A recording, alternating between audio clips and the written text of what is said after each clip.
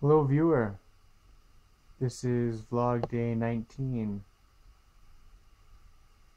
July the 20th, 2014. Not really going to talk about today a whole lot. It was a Sunday, did church stuff. Just want to mention that this afternoon I got a really awesome monopod built out of two taken apart tripods. It's really awesome. It's got the leg, one of the three legs of one tripod that I took apart a while back, and it's got the head of a really a not useful tripod. The legs were just about useless and it wasn't very stable, but the head of the tripod, the part that holds the camera and swivels and turns everything, works really great. I got that attached to one of the legs so that I can lift the camera up and spin it around and make it face different directions and do all sorts of awesome stuff. The camera's actually on it right now, and it's really awesome. I'm super excited about it. Can't wait till my dad gets home. I can show him.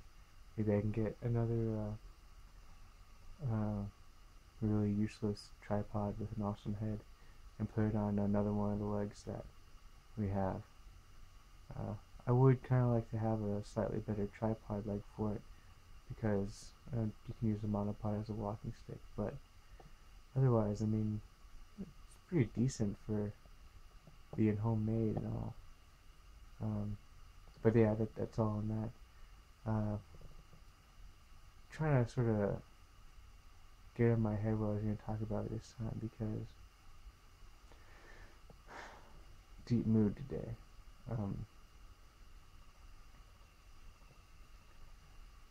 I've talked about a lot of stuff in these vlogs, most of it day-to-day things that are really pointless to everyone, even me, but I kind of want to remember just what life was like in this time, in the peaceful time, because I know that I'm headed into a not so peaceful time, I guess. I don't know that that's the best way to explain it. It's going to be hectic, actual, real hectic, coming up, and it's going to be awesome and amazing and probably the most stressful time of my life. And I can't really say how I know it's going to be like that, and I can't really say that I know what's going to happen, because I don't see the future clearly. Kind of wish I could, but I could feel it. Every day it's being tugged closer into this depth of mission. I don't know if that even makes sense, but I'm headed for some real stuff. And I think the idea is that I'm not supposed to go alone. And I'm not saying lifelong companion here. I'm talking about just having friends to help me through the ride. But that's not what I want to talk about. Today we did do the memory points with the youth group. I did the first one, and so I did a shallow version of some of what I want to talk about here. This is the big memory point, and it's what I would want to let people know about me, if it was all that they could know about me. And it's what I'd say is the most important thing about me and the most important thing about Christianity. And I've touched on it a couple times, but haven't really gone to this depth of it. And it's important. That's love, obviously. And tied to it is hope. And that's the shallowness I got into it with the memory point of the youth group. just because I wanted it to go a little faster so that we wouldn't just be running on time. Or running out of time, I suppose. So, what I really want to say is that uh, the whole point of Christianity is this big deal that God made, that every single person is loved by God, loved the same by God. And because of this love, we get into the deep belief I have that no person is evil. No single human on this earth is evil. And to call someone evil is wrong. My prime example of this is Hitler. A person that a lot of people, probably most people, would say is the most evil person who's lived. But he's not evil. I don't think he's evil. In fact, I know he's not evil. Because no one is evil. And some people watching this may think that I'm completely crazy or there's something wrong with me for saying that.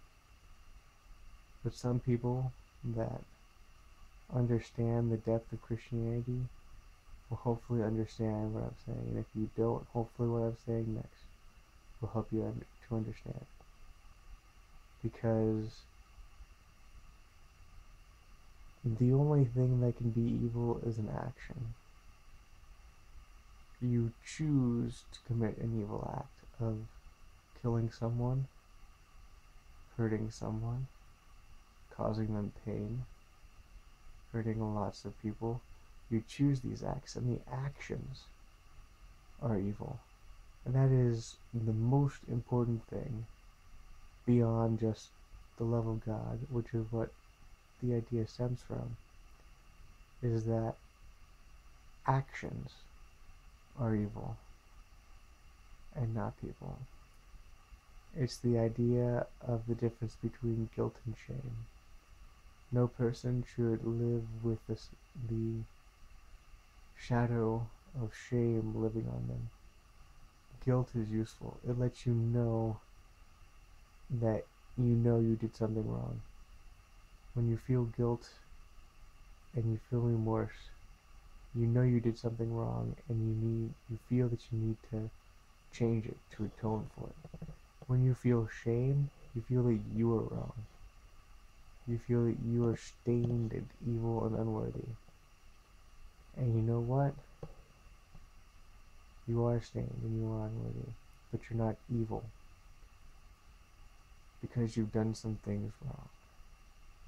Let me tell you something. Hitler made some bad choices, and he thought they were good, and he killed a lot of people. He made choices to do evil things, but if he repented before he died, if he asked God to save him, and he went to heaven. Any person can ask God into their heart, and because he loves them just as much as he loves you, they will be saved. That is the love of God. It's important that you realize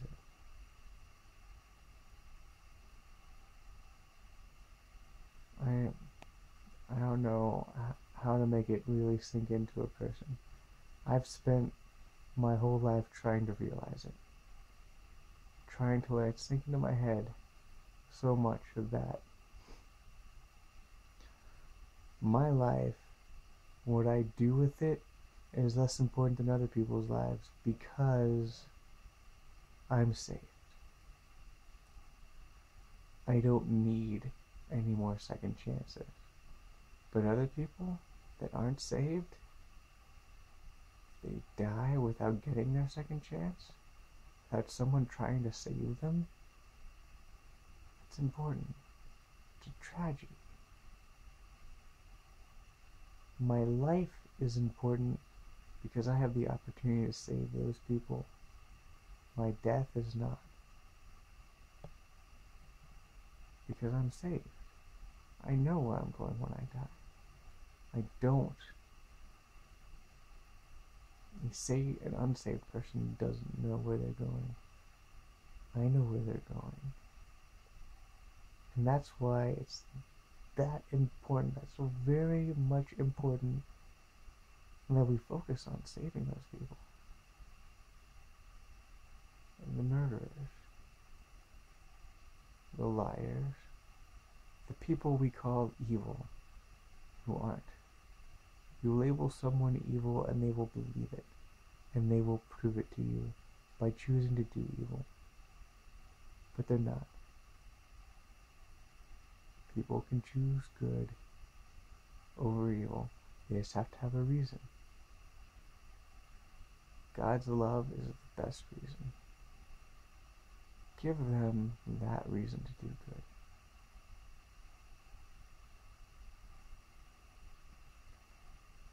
If anything I've said in these vlogs gets to someone else, they hear it. It's this. I want this to be it. You can't decide that someone isn't worth saving. Someone isn't worth your help. You can't decide that someone isn't worth loving based on anything. God said they're worth loving. God died for you. God died for them. God died for Hitler so that he would have the opportunity to be saved. Let that sink in to your minds. I know it's difficult. Like I said, I've spent 20 years. Listen to me. I'm turning 26 in about a week. A little under 2 weeks. And I spent 20 years getting it into my head that every single person is loved by God and deserves our love for that very reason. That while we may make snap judgments because of the way we have been taught growing up, because of what society has taught us, you shouldn't act on those judgments. You should see people in the light of God, that He loves them, and so you should love them. And when you can start to do that in reality and let go of what you see, changing the world will be so much easier. Your problems will slip away because it's so much more important to save people. You're probably hearing this and thinking, man, that guy is awesome. I wish I could be as good as him. That's a little bit of my ego talking. You may not be saying that. You may not be thinking it. And you shouldn't. Because I believe that. I do. I believe what I just said. But turning belief into action is difficult. Acting out what you say you believe is hard. And I've said it before that when I'm in the presence of a person, I can feel no anger or hate towards them. When I get right up to them, all I feel is compassion. Sometimes pity. But getting beyond the fear of rejection by a person and asking them if they're saved, if they need help, it is hard. And that's why you need the faith of God, the faith in God, the power of God. Because you have to believe that any person's rejection doesn't matter. you have to believe that saving them is more important than what they think about you. Saving them is more important than what they do to you, what they all say to you and about you. Because any chance you have to save a person, to send them to heaven, is a chance you should take. It's a chance worth losing everything over. I have imagined moments when I was at Columbine. Not really Columbine, but it's the most talked about one, most described. But something like it. I've imagined it. Someone holding a gun to my head and saying, "Are you a Christian?" And I would talk to them. Would let them know that I'm not only a Christian, but I want to help them. I want to understand what they're doing. I want them to understand what they're doing. Let them know that I want to hate them for what they're doing. I know that makes me different. Thinking that way makes me different from most people. Talk to people in my church, and they don't think the same way I do. Other people I've talked to have families, and I've taken that into consideration. Then when you have a family, you become more concerned about their safety. But I hope that I'll always keep it in my heart and in my mind that no matter what a person's done, their salvation is more important than anything else. Got deep there.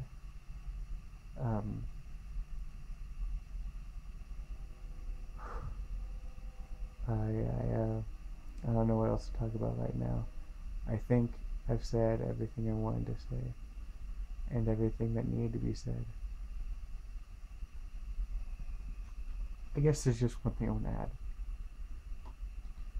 and it's more of a kind of side note, something I talked about with a youth pastor at camp. It's sort of a point we ended on before we went to sleep late at night, and it's just to remind people that there is a distinction, a firm difference between being a Christian and being saved. If you're a Christian, you have been saved. But just because you're saved doesn't make you a Christian. And there's a firm proof, description, explanation behind it, and it's pretty simple. When you're saved, it's a moment where you ask God to save you, and you tell him you're going to try. You're going to try. You tell him you're going to try to let him into your life, and that you accept who he is and the gift he has for you. But becoming a Christian is the whole process after that. Because a Christian is someone who follows Christ. This morning in service, Pastor talked about following, being a follower. And that's what being a Christian is. Following Christ, following God, doing what he has asked us to do. I want to come out here and say, a lot of saved people aren't Christians. They say they are because they've been saved, but they don't follow Christ. They don't do what he's asked. The real Christians are the pastors, the ministers, and the missionaries people that go out and save people, because that's what Jesus asked us to do.